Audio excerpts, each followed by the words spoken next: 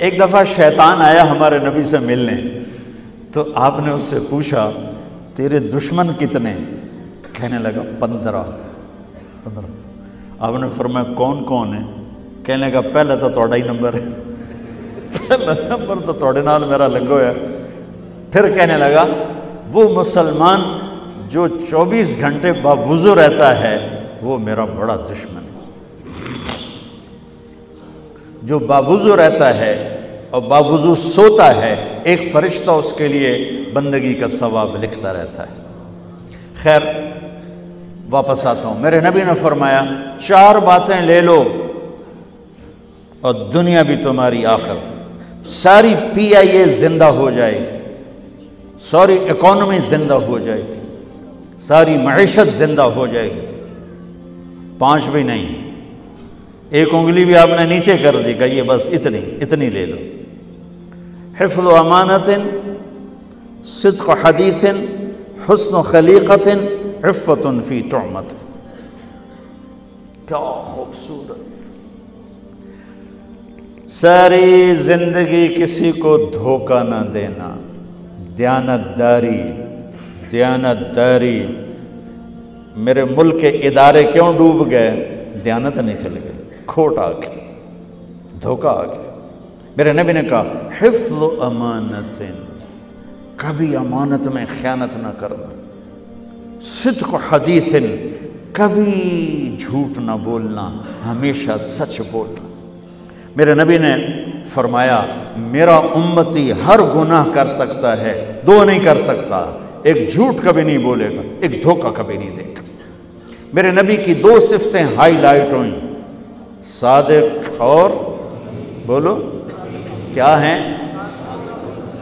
کوئی اور بھی تو ہو سکتی تھی، جس سے مشہور کیا، کعبہ قوسین بھی تو ہے، اور ادنا بھی تو ہے، واللیل بھی تو ہے سیاہ زلفوں والا، والضحیٰ بھی تو ہے روشن چہرے والا۔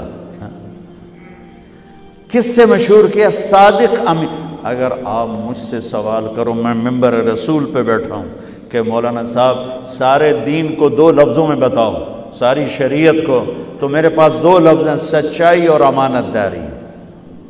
آپ مجھ سے سوال کرو مولانا صاحب ساری دنیا کے کفر کو بتاؤ، تو میرے پاس 2 لفظ ہیں، جھوٹ اور دھوکے بازی، جھوٹ اور خیانت۔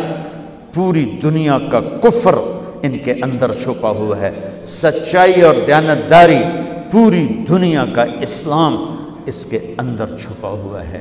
دیانت اور سچائی یہ بیج کی طرح ہے، اور پورا اسلام پھر باغ بن کے پھلتا پھولتا ہے۔ جھوٹ اور دھوکہ یہ بھی بیج کی طرح ہے، پھر اس سے کفر کا جنگل کانٹوں بھرا جنم لیتا ہے۔ میرے معاشرے سے جھوٹ نکل جائے، دھوکہ نکل جائے، یہ پاکستان جنت کا ٹکڑا ہے۔ اور یہ حکومت کے بس کا نہیں ہے کہ وہ سب کو سچ بلوائے، یہ مجھے کرنا ہے، یہ مجھے کرنا ہے، میں نے اور آپ نے اس کو شروع کرنا ہے۔ حضرت جریر بن عبداللہ یہ یمن کے شہزادے تھے، آخری حج پہ مسلمان ہوئے۔ اپنے نوکر سے فرمایا گھوڑا خرید کے لا، میں پیسے یہاں پیمنٹ کروں گا۔ وہ منڈی میں گیا، 300 روپے کا گھوڑا لے کر آیا۔ جب انہوں نے گھوڑوں کو دیکھا تو وہ قیمتی تھا، مالک کو پتہ نہیں تھا، اور یہ گھوڑوں کی نسل کے پہچاننے والے اس سے کہنے لگے تیرے گھوڑے کے 400 کر دوں؟ کر دوں۔ بڑا حیران ہو کے دیکھنے لگا، بھائی ہے کہ آپ تو مجھے چیز خریدنی ہے تو میں گھٹاتا ہوں، اور اجمل نے بیچنی ہے تو یہ اس کی قیمت بڑھاتا ہے، اور یہاں خریدار کہہ رہا ہے 400 کر دوں؟ وہ کہنے لگے کر دوں۔ کہ 500 کر دوں؟ کہنے لگا کر دو۔ کہ 600 کر دوں؟ وہ تھوڑا تھوڑا گھبرانے لگا، بھائی یہ چکر کی ہے۔ 700 کر دوں؟ 800 کر دوں؟ وہ کہنے لگا حضور تسی لینا تے لو، پر میرا مذاق تھا نا، تسی اڑاؤ، کدی لین والے بھی پیسے بتائے، تسی میں نے 300 دے میں جاواں۔ کہنے کہ اس کو 800 دے دو اور گھوڑا باندھ دو۔ وہ حیران، خوشی سے چھلانگے مارتا ہوا گیا۔ تو جب وہ چلا گیا تو نوکر نے پوچھا میں جب 300 میں سودا کر کے آیا تھا تو 500 کس خوشی میں بڑھائے؟